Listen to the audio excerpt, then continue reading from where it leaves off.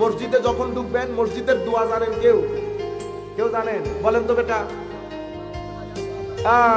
যেটার জন্য জিজ্ঞেস করছি, এক্সিলেন্ট এক্সিলেন্ট, বারাকাল্লাহু ফিক। মাদ্রাসা, হ্যাঁ এটা লাগে না, মাদ্রাসা চলে লাভ কি দেখুন না এখন আর তোমার বেশি বলতে।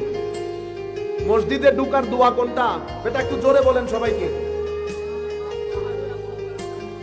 হ্যাঁ, আগে আগে দরুদ, আগে বিসমিল্লাহি ওয়াসসালাতু ওয়াসসালামু আলা রাসূলিল্লাহ, আগে দরুদ, এরপরে আল্লাহুম্মা আফতাহলি আবওয়াবা রাহমাতি।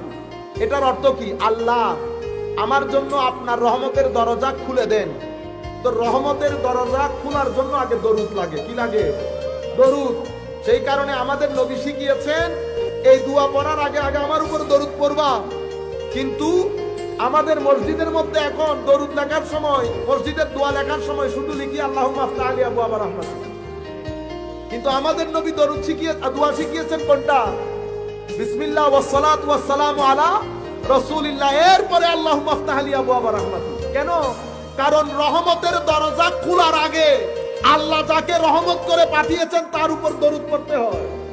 সেলুট নাই মেলুট নাই আমার নবীর দরবারে, রহমতের দরজা খুলি আগে আমার নবীর দরবারে সেলুট।